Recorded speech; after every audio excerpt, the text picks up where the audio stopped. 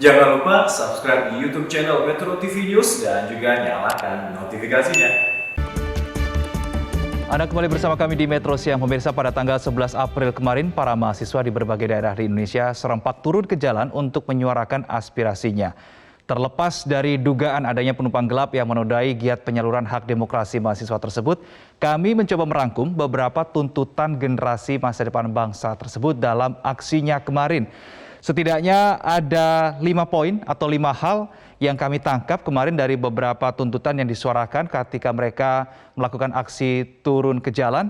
Kita akan melihat 5 hal tersebut adalah yang pertama terkait dengan penolakan penundaan pemilu. Yang kedua adalah penolakan jabatan presiden 3 periode.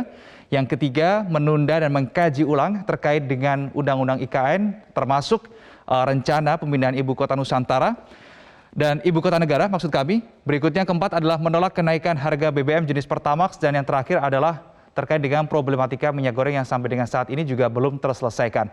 Nah, dari masing-masing poin tuntutan ini pemirsa, kami akan paparkan datanya, bagaimana solusinya atau langkah yang telah diambil oleh pemerintah, sikap yang telah diambil oleh pemerintah dari masing-masing poin ini. Yang pertama, dengan adanya tuntutan penolakan penundaan pemilu, kita akan menuju ke slide berikutnya.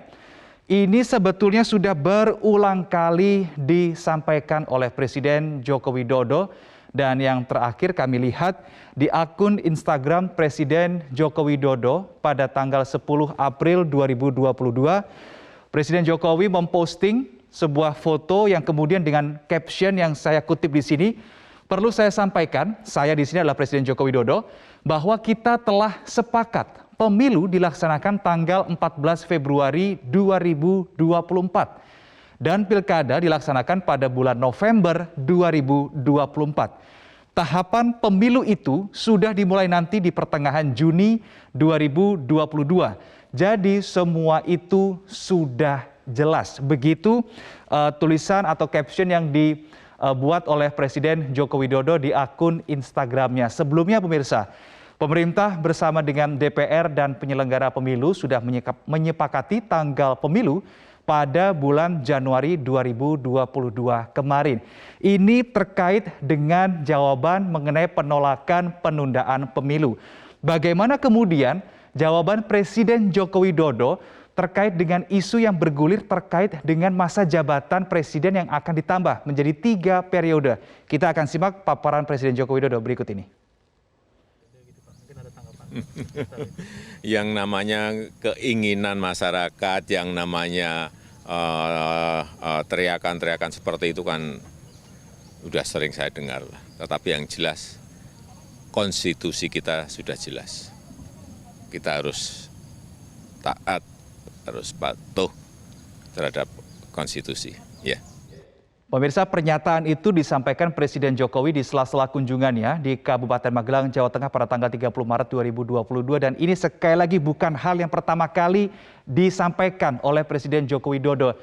Jawaban dari Presiden Jokowi itu dipertegas lagi dengan turunnya pimpinan DPR RI kemarin sore seperti Rahmat Gobel dan juga Sufmi Dasko yang mempertegas tidak akan ada penundaan pemilu ataupun penambahan masa jabatan presiden. Itu sudah ada 2 isu ya yang sudah kita lihat datanya dan faktanya seperti apa.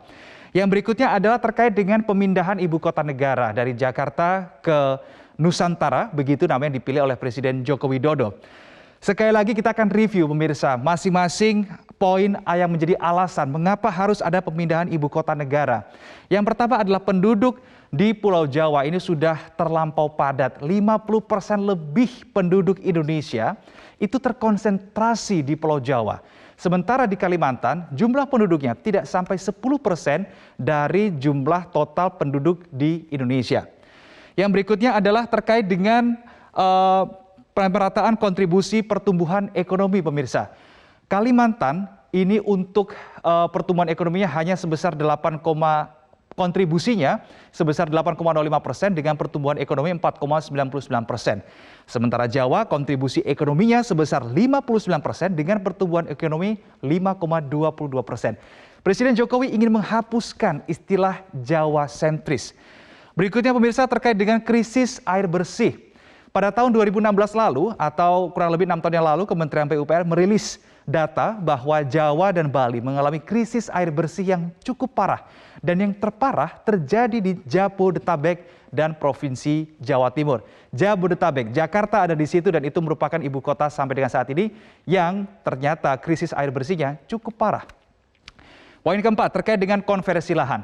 Konversi lahan terbesar di Pulau Jawa ini lebih besar atau terbesar dibandingkan pulau lainnya dan diprediksi tahun 2030 mendatang lahan terbangun di Jawa sebesar 42,79%. Sementara di Kalimantan proporsi lahan yang terbangun pada tahun yang sama di tahun 2030 mencapai atau diprediksi mencapai 11,08%. Berikutnya kelima adalah pertumbuhan urbanisasi tinggi pemirsa dengan konsentrasi penduduk terbesar itu di kawasan Jabodetabek Punjur, di mana pada tahun 2017 Jakarta menjadi kota terpadat ke-9 di dunia ini. Yang terakhir adalah mengapa harus ada pemindahan ibu kota negara adalah karena adanya ancaman bencana. Tingginya beban di Jakarta karena tadi jumlah penduduknya juga sangat banyak. Ini menyebabkan terjadinya penurunan daya dukung lingkungan sehingga rawan terjadi banjir. Kemudian selama 10 tahun sejak tahun 2007 sampai dengan 2017, tanah turun di Jakarta ini mencapai 35 sampai dengan 50 cm. Lalu secara geografis, secara posisi kewilayahan, Jakarta pun juga terancam aktivitas Gunung Api Krakatau, kemudian potensi gempa bumi, tsunami megatrust selatan, Jawa Barat dan Selat Sunda, serta gempa darat besar atau sesar Baribis, sesar Lembang dan juga sesar Cimandiri. Itu adalah terkait dengan isu dengan pemindahan ibu kota negara. Berikutnya juga menjadi tuntutan atau menjadi protes dari mahasiswa kemarin adalah kenaikan harga BBM Pertamax pemirsa. Kita akan melihat datanya seperti apa. Bahwa di tahun 2022 harga minyak mentah dunia ini mencapai 118 US dollar per barelnya. Ini harga yang sangat tinggi karena kalau dibandingkan di tahun-tahun sebelumnya ini hanya mencapai 60 US dollar per barelnya. Padahal anggaran impor Indonesia untuk minyak mentah ini sangat rendah, itu jauh di bawah harga minyak mentah dunia. Di mana anggaran Indonesia di APBN 2022 diasumsikan harga minyak mentah di angka 63 US dollar per barelnya. Disampaikan juga oleh Direktur Utama Pertamina, Nike Widiawati, bahwa 92% dari ongkos BBM adalah harga minyak mentah. Sebagaimana kita ketahui, harga minyak mentah sedang melambung sangat tinggi. Bahkan pemirsa, sebetulnya meskipun ada kenaikan di harga Pertamax, Pertamina ini masih tetap memberikan subsidi. Di tengah kenaikan harga Pertamax dari Rp9.000 menjadi Rp12.500. Berapa subsidinya? Pertamina masih mensubsidi Rp3.500. Meskipun sekali lagi Pertamina atau pemerintah di sini terpaksa harus menaikkan harga Pertamax. Mahalnya BBM pemirsa ini perlu kita catat, tidak hanya dialami oleh Indonesia saja, tetapi juga dialami negara-negara lainnya.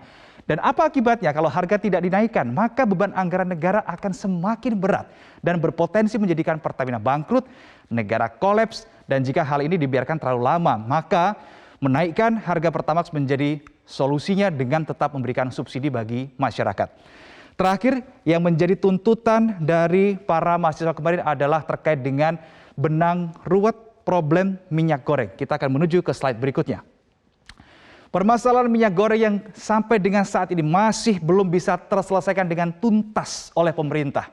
Bahwa kalau kita melihat sejak akhir tahun 2021, yang menjadi penyebabnya ini adalah dugaan penimbunan dan juga penyelundupan minyak ke luar negeri. Karena harga minyak begitu tinggi, kemudian minyak ini diselundupkan untuk kemudian diimpor untuk mendapatkan keuntungan yang lebih tinggi lagi.